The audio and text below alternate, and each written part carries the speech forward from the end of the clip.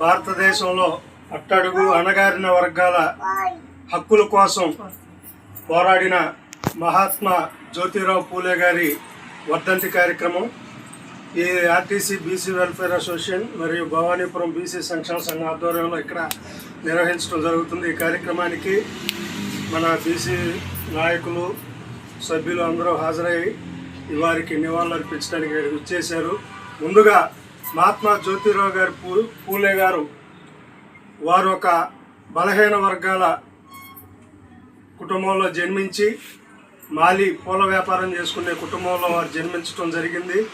అలాగే వారు చిన్న వయసులో స్కూల్కి వెళ్ళేటప్పుడు ఆనాటి పరిస్థితులు రీత్యా వారు మధ్యలోనే చదువు చాలా తెలివిగలవారైనా మధ్యలో చదువు మానేసి మళ్ళీ తండ్రి గారితో వ్యవసాయం వ్యాపారం వైపు మొగ్గు చూపిన పరిస్థితుల్లో వారి మిత్రుడు వీరు తెలివిగల అబ్బాయి ఇతన్ని చదివించాలని చెప్పి వారి నాన్నగారిని ఒప్పించి మళ్ళీ స్కూల్లో చేర్పించి ఆయన చదువు కొనసాగించే విధంగా చేయటం జరిగింది.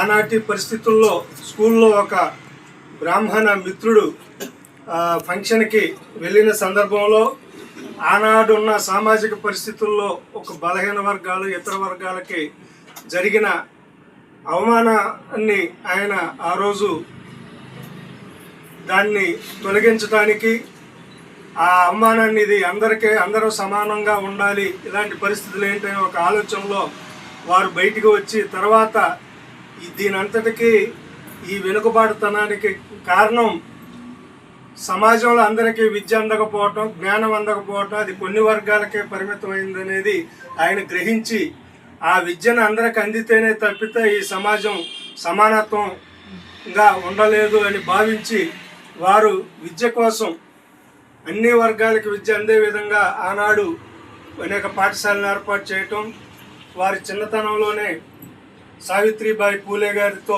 వివాహం జరగటం, ఆవిడ్ని ఆ రోజు మహిళలకు విద్య అనేది శూన్యం.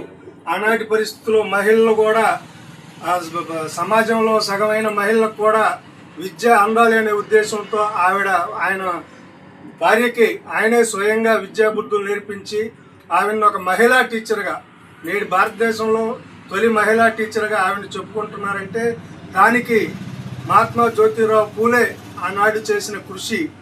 ఆయన ఆవిడకి విద్యాబుద్ధులు నేర్పించడం కాకుండా టీచర్గా తయారు చేసి అన్ని వర్గాల మహిళలకి విద్య కోసం ప్రత్యేకంగా పాఠశాలలు ఏర్పాటు చేయటం, ఆ పాఠశాలలో నిర్వహణకి అనేక ఇబ్బందులు ఎదురైనా అనేక రకాలుగా సమాజంలో మిగతా వర్గాలు వ్యతిరేకించినా కానీ ఆయన ఆనాడు పోరాట ప్రతిమతోటి ఆ విద్యని అందించేందుకు కృషి చేయటం, అలాగే ఆనాటి సామాజిక పరిస్థితుల్లో వితంతు వివాహాలు కానీ ఈ మన అనేక రకాలుగా వివక్షకు గురవుతున్న మహిళలు వారందరికీ కోసం కూడా వితంతు ఆశ్రమాలను ఏర్పాటు చేయటం, స్వయంగా ఈ వితంతులకు ఆ రోజుల్లో చాలా ఇబ్బందులు ఎదురయ్యాయి. మహిళలు ఏదైనా భర్త చనిపోతే సతీ సాగమనం లాగా చితి మీద వారిని కూడా అగ్నిగా అవుట్ చేసే పరిస్థితుల నుంచి ఆ సతీ సాగమనాన్ని రూపుమాపటానికి కృషి చేయటం, అలాగే వితంతువులను ఆ రోజున్న కుటుంబాల్లో భర్త చనిపోతే వారిని వేరుగా ఉంచడం, అనేక రకాలుగా సాంఘికంగా వివక్షకు గురి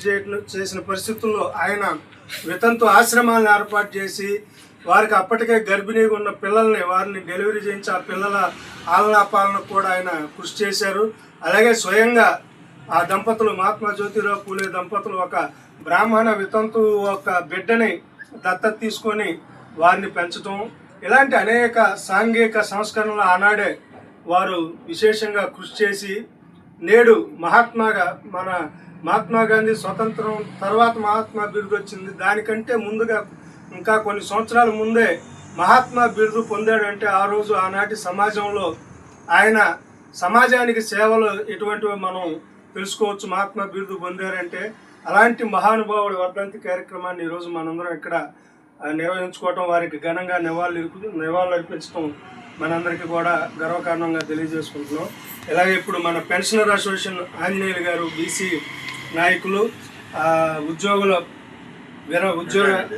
రిటైర్డ్ ఉద్యోగుల సంఘం అసోసియేషన్ నాయకులు ప్రెసిడెంట్ గారు వారిని మాట్లాడవలసిందిగా.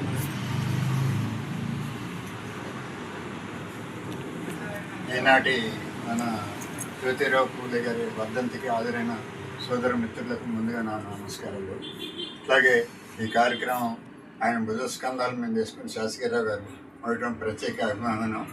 ఇది జరపటం అనేది సాంప్రదాయబద్ధమైన మనం నేర్చుకోవాల్సినవి చాలా ఉన్నాయి. ఆయన విద్య లేనిది వివేకం లేదు, వివేకం లేదు వికాసం రాదు, వికాసం లేనిది సమాజంలో గుర్తింపు రాదు అనేది సూత్రంగా జ్యోతిరావు పూలే ఆనాడు ఇచ్చాడు.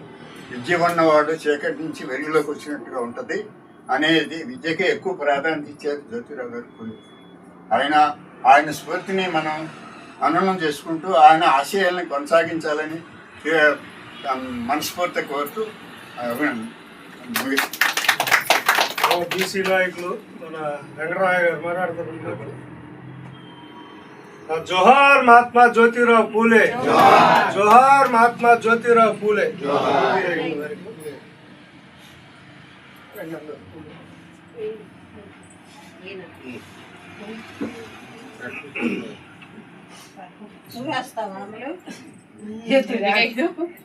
మీరు కూడా రండి.